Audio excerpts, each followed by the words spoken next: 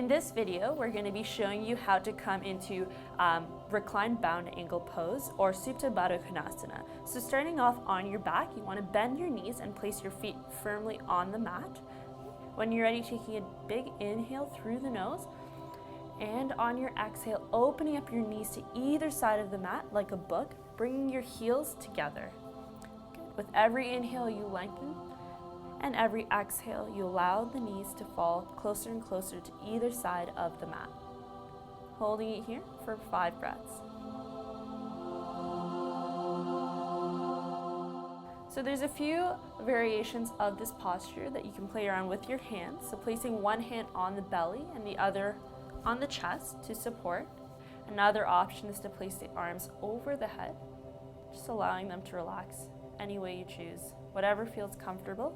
So here is the restorative version of this posture. We have Brianne here with a pillow under her spine to support her back, as well as props underneath her knees to help as they fall to either side.